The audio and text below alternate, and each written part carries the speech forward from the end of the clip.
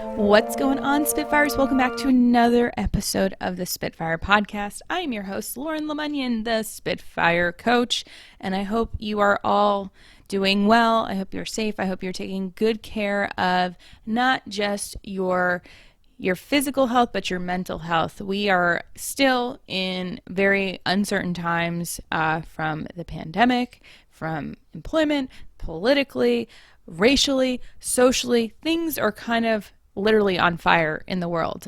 California, as of today, is just dealing with some insane wildfires, and people are losing their homes. There's just so much going on. Today, I'm talking about how you handle difficult, domineering personalities. So we're talking today about how you handle those people who take up space in group conversations. I was talking today with a client, and like many of us, is working from home. And this can happen in person too. And we talked about how frustrated she was feeling running a meeting and feeling like one or two personalities were steamrolling her, were taking over the conversation, were just filling the space. And by the time the hour that was planned was up, she felt like nothing was getting accomplished, that they were saying what they wanted to say, but she wasn't achieving what she wanted to. And so we stepped through a process using fear, using her emotions to dig in to what was really going on. And we talked about the feeling of not feeling heard, of feeling like she was out of control and powerless, that she didn't matter. And I realized this is at the heart of inclusion and diversity. Diversity can mean many things. It can mean, race, religion, gender, age, ability level. We all have different backgrounds. We all have different educations. We all have different experiences that make us who we are. And what ends up happening is if one, meaning the person who takes up the most space, dominates it, it prevents diversity. It prevents inclusion. It prevents equity. And so what she was feeling was that her agenda, not even her agenda, but her voice, her thoughts, her opinions, and the other people on the call didn't matter. And I think that's where it really struck a nerve. She was like, I want to make sure everyone that's here has space, has a place to voice what they're thinking and feeling. And what was happening is these people who are speaking, they're not bad people, but what happens is when there's silence, when there's available space, they inadvertently take it up because they say, somebody's got to talk here. And she wasn't able to create the space and to maintain the space for people who are more introverted or who take more time to process. She wasn't able to hold that space for them. And so it was that feeling of not belonging, of not mattering, of not including was really permeating through these meetings. And so we were able to prioritize the agenda first and foremost. So I've created this kind of red, yellow, green, and red, yellow, green is nothing new, but red, yellow, greening your agenda, meaning that red gets the top line. Anything that is urgent, a top priority, deadline driven in the near future that needs to be dealt with now goes to the top line. The second, the middle part of the agenda is the yellow, meaning that it's coming up, that things need to be handled to keep things moving. People need to be really thinking about it moving forward. And then the green section are the nice to haves, the more informative things of, hey, I'm thinking about doing this thing, or let's brainstorm this. Those are nice to talk about when we have the time. So if there's space for it, absolutely you can talk about.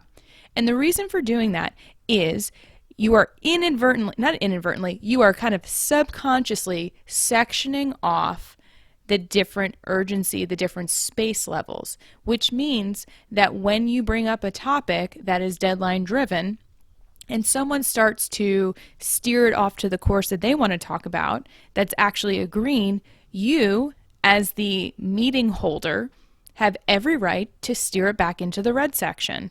And you do that by first acknowledging the person, of saying, that's a great idea. I can see how that connects here. So what we're going to do is we're going to put that into the green section of our agenda. Or why don't you and I have an offline conversation, because this sounds like a great idea. It leaves that person feeling I've been acknowledged, I've been validated, and I've been given future steps. I have a place. What typically will happen if we're not aware of it is we just try to shut it down, or we allow it to continue. So that doesn't get our needs met. It doesn't get their needs met because everyone's checked out when they start talking. So we can give them space to talk about their idea, but once we acknowledge it as not being a red item or not being about our specific agenda item that we're talking about, we need to correct it. We need to course correct it. So we're in the driver's seat and we're just steering it back into our lane. We're putting our hands back on the driver's wheel, and we're saying, I appreciate you, buckle up, let's get to our destination together. And that's really how you deal with people. When they don't feel seen or heard, they're going to make a scene. It might be a quiet scene. They might be rolling their eyes, they might turn their camera off, they might have a deep, heavy sigh. But if we aren't aware, not even if we're not aware, if we don't do anything when we're aware, then we are allowing that cycle to continue. We are allowing people to not feel included. We are creating a culture of exclusion. So let's break down the steps on how to create a more diverse, a more equitable, and a more inclusive environment in your meetings. The first step is to be clear on your intention and your objective for each meeting. So if you want to create a more diverse and inclusive and equitable meeting, then you get to say that. So at the start of the meeting, you say, I want to hear from everybody. And as the facilitator of this meeting, as the person who created the agenda, as the person who put everybody together, I'm going to make sure that everybody has a voice. That is what my intention is. That is my role. And if I notice that somebody is kind of talking a lot, then we're going to just steer it back. So I want to make sure that everybody is on the same page. So you just put that out there. And you also create a shared language. You create a shared mutual language with the red, yellow, green. And you can do this ahead of the meeting. You can say, here's how we're going to structure our meetings. We want to make sure that the most urgent and important things are dealt with first. And if you have something that feels urgent and important, let me know ahead of time so that I can make sure that it's included. So you're asking people for input, not assuming that you know what's on their mind. And you also have the ability, if they feel like it's urgent and important, but you don't see it in the same way, of responding back to them and saying, you know, I'm getting the sense that this might be a yellow. Let me know if there's something I'm missing. So it allows for that curiosity and two-way exchange for us to correct, for us to understand what they're thinking, what they're feeling. So we're using the shared language, we've set our intention and our objective, and we create the space by looking at body language, by listening to the tone, by getting the sense from our gut that people are in alignment or they're not. And the way that you do that is you have a shared mission. Each group that comes together is coming together for some reason. So if you have a group that is all about events, online events, your mission is something to the effect of to create impactful, engaging content that will provide education, connection, and community. I just totally pulled that from my back pocket. But everyone should feel on the same page. And if they're not, then it is your job to get the sense of why aren't they? What are they not feeling included on? And so it's coming to it as a leader who creates space, who creates inclusion. So if you notice that someone's kind of drifting, you have the opportunity of saying, hey, what do you think about this? And if you sense that they're kind of still drifting, then you talk to them offline of just saying, hey, I noticed that you weren't really engaged. I noticed that, something was going on, and I just wanted to talk to you and see what role you wanted to play with this, or what's happening here. What are your thoughts here? Some people don't feel comfortable speaking in big crowds, and it's also not up to them to make it right or to make it better. If we have been operating in a way that excludes people, we can't expect the people who have felt excluded to suddenly want to be included. We have to create those pathways of trust. We have to open those doors and invite people in. But ultimately, they are not there to open the doors. They are not there to build the pathways because they didn't build the walls. So if we acknowledge that there may have been walls built, we can also work with people to say, where would you like that door? What's a pathway that works? And we include people by inviting them and also by acknowledging and validating their unique perspective, their unique experience.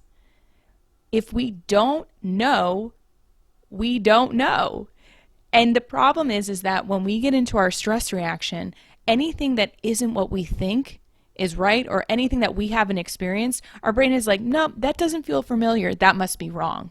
So it's up to us to take that pause and to be like, am I having this reaction because I don't know enough or because it doesn't feel right?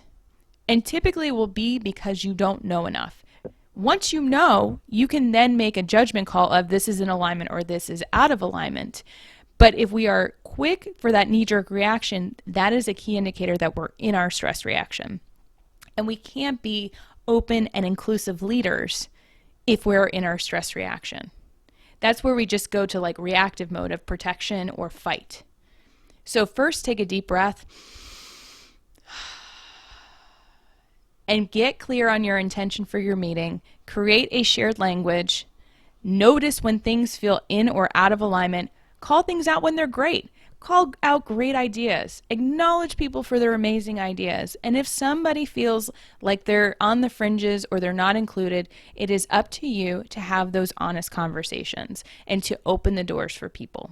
Remember, we are all a part of this, but you as a leader have a responsibility to do something when you see something.